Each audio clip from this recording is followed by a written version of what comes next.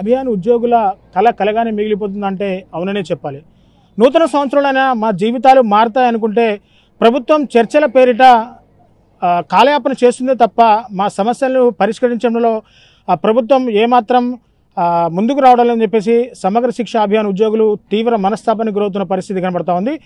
So ప్రభుత్వంతో చర్చలు జరిపిన నేపథ్యంలో స్వయాన రాష్ట్ర ముఖ్యమంత్రి రేవంత్ రెడ్డి మిమ్మల్ని ప్రభుత్వ ఉద్యోగులుగా గుర్తించడం కలవదంటూ కూడా ఖరాఖండిగా చెప్పేశారు. ఈ నేపథ్యంలో సమగ్ర శిక్ష అభియాన్ ఉద్యోగుల జీవితం ప్రశాంతకంగా మారింది. సో ప్రస్తుతం మన దగ్గర వీళ్ళు కలెక్టరేట్లో గత నెల రోజులు పైగా టెంట్లు వేసుకొని నిరవధిక దీక్షలు చేస్తున్న తరుణంలో ఈరోజు కొంతమంది మహిళా ఉద్యోగులు కూడా వారి చంటి పిల్లల్ని కూడా తీసుకొని ఇంట్లో వారి చంటి పిల్లల్ని చూసుకోవడం కూడా ఎవరు లేరు, మేము వచ్చి దీక్షల్లో కూర్చుంటున్నాము, సాయంత్రంకి ఇంటికి వెళ్తున్నాము, మా చంటి పిల్లల్ని చూసుకునే దిక్కు కూడా ఇంట్లో లేదంటూ కూడా ఈరోజు వాళ్ళు చంటి పిల్లలు తీసుకొని ధర్నాలో పాల్గొన్న పరిస్థితి ఇక్కడ కనబడుతుంది. సో మన దగ్గర మహిళా ఉద్యోగులు ఉన్నారు, ఒక్కసారిగా వారితో మాట్లాడదాం. అసలు ప్రభుత్వం ఎందుకని మీ పట్ల చిత్తశుద్ధిగా ప్రదర్శించడం లేదో ఒకసారి వారి మాటలు తెలుసుకుంటాం. సో మేడం చెప్పండి, మీరు గత నెల రోజులుగా దాదాపు నిరవధిక సమ్మెలు చేస్తూనే ఉన్నారు. సో ప్రభుత్వం చర్చల పేరిట కూడా మిమ్మల్ని పిలిచింది, మరి ఎందుకని ప్రభుత్వానికి మీరు ఏం డిమాండ్ చేశారు, ప్రభుత్వం నుంచి ఎటువంటి స్పందన వచ్చింది?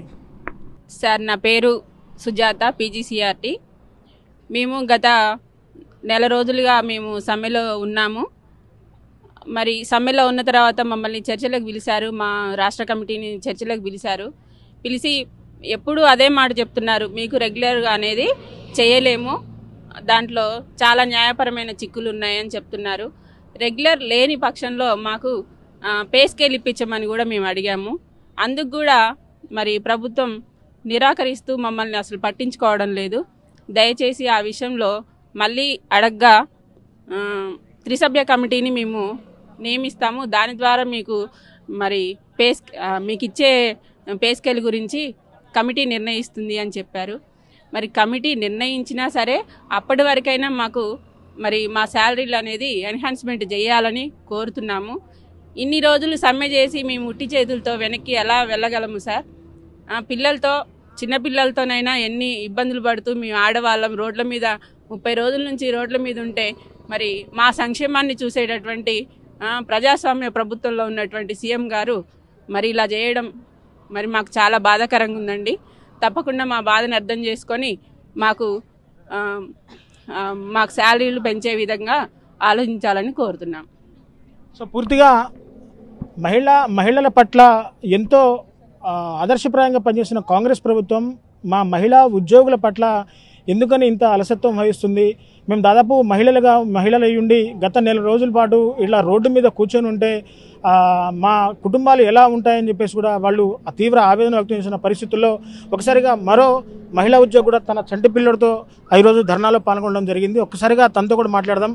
సో అమ్మ చెప్పండి, గతంలో హన్మకొండ ప్రాంతంలో మీ దీక్షా శిబిరంలోనే పీసీసీ హోదాలో ఉన్న రేవంత్ రెడ్డి కూడా మీ సమస్యలను పరిష్కారం చేయవచ్చు, మీ సమస్యలు పరిష్కారం అవుతాయి, టీ తాగే లోపు కూడా మీ సమస్యలు పరిష్కారం చేయొచ్చు కూడా అన్నారు.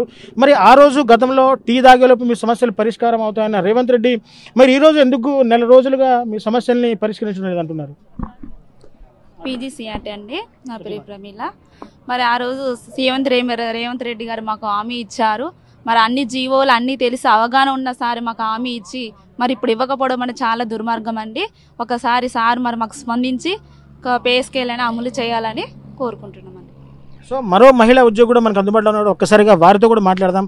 సో అమ్మ చెప్పండి, మీ అంటే ప్రధానంగా మీ డిమాండ్ ఏంటంటే ప్రభుత్వాలు మిమ్మల్ని విలీనం చేయాలి, లేకుంటే మీకు పే స్కేల్ ఇవ్వాలి. ఈ రెండింటిలో కూడా ఒక డిమాండ్ ఆల్రెడీ కుదరదని చెప్పేసి సీఎం రేవంత్ రెడ్డి ఖరాఖండిగా చెప్పిన నేపథ్యంలో సెకండ్ ఆప్షన్గా మీరు ఏ విధంగా మీ అధినాయకత్వాలు మీరు ముందుకు వెళ్ళబోతున్నారు? శిక్షలో ఎంప్లాయీగా పనిచేస్తున్నానండి. మేము గత 26 రోజులుగా ఇక్కడ దీక్షలో కూర్చొని ఉన్నాము. ఈ 26 దీక్షలో పలుదప్పాలుగా చర్చలు జరిగాయి. ఫస్ట్ ఎస్పీడీ గారు పిలిచి మాకు నాన్ ఫైనాన్షియల్ హామీ ఇవ్వడం జరిగింది.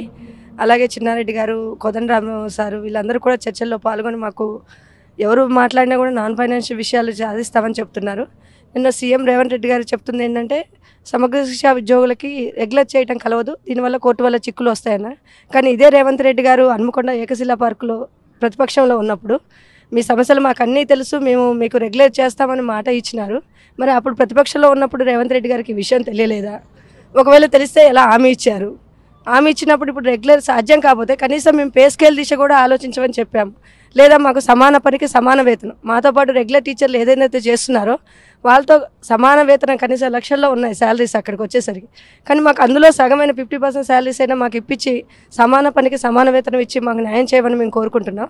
అట్టి విషయాలకు కూడా గవర్నమెంట్ మాకు స్పందించేటట్టు ఏం కనిపించలేదు. మీరు చేస్తారా, లేకపోతే మిమ్మల్ని జాయిన్ చేస్తారా, లేదా టెర్మినేట్ చేయమంటారా, ఇంకా చివరిగా ఎస్మా ప్రయోగించమంటారా, ఇలాంటి విషయాలన్నీ గవర్నమెంట్ మా దృష్టికి తీసుకొని వస్తుంది.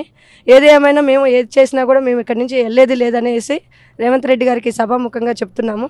కానీ మా బాధలు మాకున్నాయి. మేము ప్రతి కనీసం ఇందులో 20 సంవత్సరాల నుంచి 10 సంవత్సరాల నుంచి పనిచేసే వాళ్ళు కూడా ఉన్నారండి సమగ్ర శిక్షలో. కనీసం పీటీఐలకు కేర్ గివర్ అని చెప్తున్నారు, 3500 శాలరీస్తో వాళ్ళు చేస్తున్నారండి. ఈరోజు ఏ పనికి వెళ్ళినా కూడా, అంటే ఈ ఉద్యోగం అని కాకుండా ఏ పనికి వెళ్ళినా రోజు 800 కూలీ లేని ఎవరు ఇంటికి రావట్లేదండి. కానీ 3200 శాలరీస్తో ఉద్యోగాలు ఎలా బతుకులు తీరుస్తారన్నది గవర్నమెంట్ కనీసం ఆలోచించాలి కదా. ఇప్పుడు ఎమ్మెల్యేలు ఎంపీలు లక్షలలో శాలరీస్ తీసుకుంటున్నాను, మేమేం వాటిని అబ్జెక్ట్ చేయట్లేదు. కనీసం 3200 రూపాయలు వాళ్ళ పెట్రోల్ ఖర్చు లేదండి, ఒకరోజు వెహికల్ పెట్రోల్ ఖర్చు లేదు, లేదా ఒకరోజు ఎస్కాట్ ఖర్చు లేదు. అలాంటి వాటిని ఆలోచించకుండా ఇలాంటి వీళ్ళు ధర్నాలు చేస్తున్నారు, గవర్నమెంట్కి వ్యతిరేకంగా పోరాడుతున్నారు. మేము చెప్తున్నాము మా దగ్గర బడ్జెట్ లేదు, ఎంతసేపటికి మా దగ్గర బడ్జెట్ లేదు, గవర్నమెంట్ దగ్గర నిధులు ఖాళీ లేవు, 4000 కోట్ల బడ్జెట్ లాస్లో ఉందని మెసేజ్లు పెడుతున్నారు. అది ఎంతవరకు వాస్తవం? ఇప్పుడు ప్రాజెక్టులు కడుతున్నారు, ఇవాళ మున్నేరు ప్రాజెక్టు కానీ 690 కోట్లు రిలీజ్ చేశారండి. ఎక్కడి నుంచి వస్తున్నాయి డబ్బులు? ఇలాంటివి కూడా గవర్నమెంట్ ఆలోచించుకొని మా వంతు పే స్కేల్ దిశగా, లేదంటే సమాన పనికి సమాన వేతనం లేదు, అది సాధ్యం కాదు, నెక్స్ట్ ఫైనాన్షియల్ ఇయర్లో ఇస్తాము అన్నట్టు మాకు ఒక లిఖితపూర్వక హామీ ఇస్తే మేము సమ్మెను విరమించడానికి సిద్ధంగా ఉన్నామండి.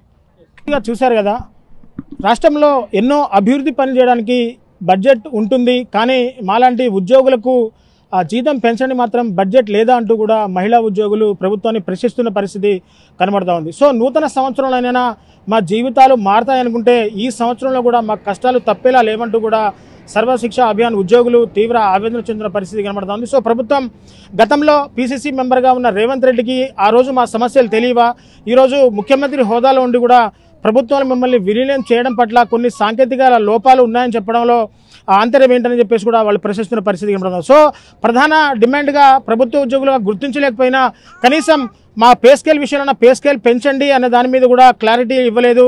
సో దానికి కూడా ఒక 6 నెలల తర్వాత, ఒక సంవత్సరం తర్వాత పెంచుతామన్న పూర్వకంగా ఇచ్చినా సరే మేము విధుల్లో పాల్గొంటామంటూ కూడా ఉద్యోగులు చెబుతున్న పరిస్థితి కనబడుతుంది. సో ఏది ఏమైనా వాళ్ళు ఇప్పుడు ఒక గాంధీ మార్గంలో శాంతియుతంగా ధర్నాలు చేస్తాం తప్పితే ఎటువంటి ప్రభుత్వ కార్యకలాపాలకు భంగం కలిగించే విధంగా కూడా మేము ఇప్పటివరకు మా చర్యలు లేవని శాంతియుతంగానే మేము టెంట్లు వేసుకొని ధర్నాలు చేస్తున్నామని, ఇప్పటికైనా ప్రభుత్వం మా పట్ల స్పందించి మాకు తగు న్యాయం చేయాలంటూ కూడా చంటిబిడ్డలతో సహా ఈరోజు మహిళా ఉద్యోగులు ఇక్కడ ధర్నాలో పాల్గొనే పరిస్థితి ఇక్కడ కనబడతా ఉంది. మరిన్ని వీడియోస్ కోసం ఛానల్ ని సబ్స్క్రైబ్ చేయండి, లేటెస్ట్ అప్డేట్స్ కోసం వాట్సాప్ ఛానల్ ని ఫాలో అవ్వండి. ఆ లింక్ డిస్క్రిప్షన్ లో ఉంది.